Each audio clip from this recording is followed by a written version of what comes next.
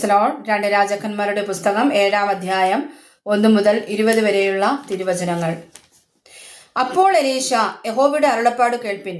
നാളെ ഈ നേരത്ത് ശമര്യയുടെ പടിവാതിൽക്കൽ ഷെക്കേലിന് 1 സെയാ ഗോതമ്പ് മാവും ഷെക്കേലിന് 2 സെയാ യവവും വിൽക്കും എന്ന് യഹോവ അരുളി ചെയ്യുന്നു എന്ന് പറഞ്ഞു. രാജാവിന് കൈത്താങ്ങൽ കൊടുക്കുന്ന അകമ്പടി നായകൻ ദൈവപുരുഷനോട്, യഹോവ ആകാശത്തിൽ കിളിവാതിലുകൾ ഉണ്ടാക്കിയാലും ഈ കാര്യം സാധിക്കുമോ എന്ന് പറഞ്ഞു. അതിനവൻ, നിന്റെ കണ്ണുകൊണ്ട് നീ അത് കാണും, എങ്കിലും നീ അതിൽ നിന്ന് തിന്നുകയില്ല എന്ന് പറഞ്ഞു. അന്ന് കുഷ്ഠരോഗികളായ 4 ആൾ പടിവാതിൽക്കൽ ഉണ്ടായിരുന്നു.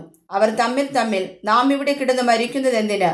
പട്ടണത്തിൽ ചെല്ലുക എന്നു വന്നാൽ പട്ടണത്തിൽ ക്ഷാമമായിരിക്കൊണ്ട് നാം അവിടെ വെച്ച് മരിക്കും, ഇവിടെ പാർത്താലും മരിക്കും. അതുകൊണ്ട് വരിക, നമുക്ക് അരാമ്യ പാളയത്തിൽ പോകാം. അവർ നമ്മെ ജീവനോടെ വെച്ചാൽ നാം ജീവിച്ചിരിക്കും, അവർ നമ്മെ കൊന്നാൽ നാം മരിക്കയേ ഉള്ളൂ എന്ന് പറഞ്ഞു. അങ്ങനെ അവർ അരാം പാളയത്തിൽ പോകുവാൻ സന്ധ്യാസമയത്ത് പുറപ്പെട്ട് അരാം പാളയത്തിന്റെ അറ്റത്ത് വന്നപ്പോൾ അവിടെ ആരെയും കാണുവാനില്ല. കർത്താവ് അരാമ്യ സൈന്യത്തെ രഥങ്ങളുടെയും കുതിരകളുടെയും മഹാസൈന്യത്തിന്റെയും ആരവം കേൾപ്പിച്ചിരുന്നത് കൊണ്ട് അവർ തമ്മിൽ ഇതാ, നമ്മുടെ നേരെ വരേണ്ടതിന് ഇസ്രായേൽ രാജാവ് ഹിത്യ രാജാക്കന്മാരെയും ഇസ്രായേൽ രാജാക്കന്മാരെയും നമുക്ക് വിരോധമായി കൂലിക്ക് വാങ്ങിയിരിക്കുന്നു എന്ന് പറഞ്ഞു. അതുകൊണ്ട് അവർ സന്ധ്യാസമയത്ത് തന്നെ എഴുന്നേറ്റ് ഓടിപ്പോയി കൂടാരങ്ങൾ, കുതിരകൾ, കഴുതകൾ എന്നിവയെ പാളയത്തിൽ ഇരുന്നപാടെ ഉപേക്ഷിച്ച് ജീവരക്ഷയ്ക്കായി ഓടിപ്പോയി. ആ കുഷ്ഠരോഗികൾ പാളയത്തിന്റെ അറ്റത്തെത്തി ഒരു കൂടാരത്തിനകത്ത് കയറി തിന്നുകുടിച്ച ശേഷം അവിടെ നിന്ന് വെള്ളിയും പൊന്നും വസ്ത്രങ്ങളും എടുത്തു കൊണ്ടുപോയി ഒളിച്ചു വെച്ചു. മടങ്ങി വന്ന മറ്റൊരു കൂടാരത്തിനകത്ത് കയറി അതിൽ നിന്നും എടുത്തു കൊണ്ടുപോയി ഒളിച്ചു വെച്ചു. പിന്നെ അവർ തമ്മിൽ നാം ചെയ്യുന്നത് ശരിയല്ല, ഇന്ന് സദ്വർത്തമാന ദിവസമല്ലോ, നാമോ മിണ്ടാതിരിക്കുന്നു. നേരം പുലരും വരെ നാം താമസിച്ചാൽ നമുക്ക് കുറ്റം വരും. ആകയാൽ വരുവിൻ, നാം ചെന്ന് രാജധാനിയിൽ അറിവ് കൊടുക്ക എന്ന് പറഞ്ഞു. അങ്ങനെ അവർ പട്ടണവാതിൽക്കൽ ചെന്ന് കാവൽക്കാരനെ വിളിച്ചു. ഞങ്ങൾ അരാം പാളയത്തിൽ പോയിരുന്നു, അവിടെ ഒരു മനുഷ്യനുമില്ല, ഒരു മനുഷ്യന്റെയും ശബ്ദം കേൾപ്പാനുമില്ല. കുതിരകളും കഴുതകളും കെട്ടിയിരിക്കുന്ന പാടെ നിൽക്കുന്നു, കൂടാരങ്ങളും അപ്പാടെ തന്നെ ഇരിക്കുന്നു എന്ന് പറഞ്ഞു. അവൻ കാവൽക്കാരെ വിളിച്ചു. അവർ അകത്ത് രാജധാനിയിൽ അറിവ് കൊടുത്തു. രാജാവ് രാത്രിയിൽ തന്നെ എഴുന്നേറ്റ് ഭൃത്യന്മാരോട്, അരാമ്യർ നമ്മോട് ഈ ചെയ്തത് എന്തെന്ന് ഞാൻ പറഞ്ഞു തരാം.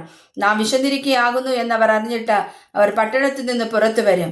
അപ്പോൾ നമുക്ക് അവരെ ജീവനോടെ പിടിക്കുകയും പട്ടണത്തിൽ കടക്കുകയും ചെയ്യാമെന്ന് വെച്ച് അവർ പാളയം വിട്ടുപോയി വയലിൽ ഒളിച്ചിരിക്കുകയാകുന്നു എന്ന് പറഞ്ഞു. അതിന് അവന്റെ ഭൃത്യന്മാരിൽ ഒരുത്തൻ, പട്ടണത്തിൽ ശേഷിപ്പുള്ള കുതിരകളിൽ 5 കൊണ്ടുവരട്ടെ, നാം ആളയച്ചു നോക്കിക്കേണം. അവർ ഇവിടെ ശേഷിച്ചിരിക്കുന്ന ഇസ്രായേലിന്റെ സകല പുരുഷാരവും നശിച്ചു പോയിരിക്കുന്ന ഇസ്രായേലിന്റെ സകല പുരുഷാരവും എന്ന പോലെ ഇരിക്കുമെന്ന് ഉത്തരം പറഞ്ഞു. അങ്ങനെ അവർ 2 രഥം കുതിരയെ കെട്ടിക്കൊണ്ട് വന്നു. രാജാവ് അവരെ അരാമി സൈന്യത്തിന്റെ പിന്നാലെ അയച്ചു. നിങ്ങൾ ചെന്ന് നോക്കുവിനെന്ന് കൽപ്പിച്ചു. അവർ യോർദാൻ വരെ അവരുടെ പിന്നാലെ ചെന്നു. എന്നാൽ അരാമ്യർ തത്രപ്പാടിൽ എറിഞ്ഞുകളഞ്ഞ വസ്ത്രങ്ങളും മറ്റു സാധനങ്ങളും കൊണ്ട് വഴിയൊക്കെയും നിറഞ്ഞിരുന്നു. ദൂതന്മാർ മടങ്ങി വന്ന വിവരം രാജാവിനെ അറിയിച്ചു. അങ്ങനെ ജനം പുറപ്പെട്ട് അരാം പാളയം കൊള്ളയിട്ടു. യഹോവയുടെ വചനപ്രകാരം അന്ന് ഷെക്കേലിന് 1 സെയാ ഗോതമ്പ് മാവും ഷെക്കേലിന് 2 സെയാ യവവും വിറ്റു. രാജാവ് തനിക്ക് കൈത്താങ്ങൽ കൊടുക്കുന്ന അകമ്പടി നായകനെ വാതിൽക്കൽ വിചാരകനായി നിയമിച്ചിരുന്നു. ജനം അവനെ ചവിട്ടിക്കളഞ്ഞു. രാജാവ് ദൈവപുരുഷന്റെ അടുക്കൽ വന്നപ്പോൾ അവൻ പറഞ്ഞിരുന്നത് പോലെ അവൻ മരിച്ചുപോയി.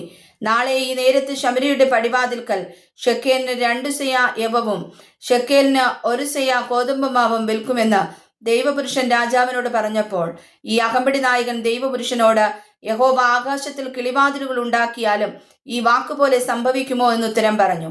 അതിനവൻ, നിന്റെ കണ്ണുകൊണ്ട് നീ അത് കാണും, എങ്കിലും നീ അതിൽ നിന്ന് തിന്നുകയില്ല എന്ന് പറഞ്ഞിരുന്നു. അവണ്ണം തന്നെ അവന് ഭവിച്ചു. പടിവാതിൽക്കൽ വെച്ച് ജനം അവനെ ചവിട്ടിക്കളഞ്ഞു. അവൻ മരിച്ചുപോയി. വായിച്ചതായ തിരുവചനങ്ങളാൽ ദൈവം നമ്മെ സമർത്ഥമായി അനുഗ്രഹിക്കുമാറാകട്ടെ. ആമേൻ.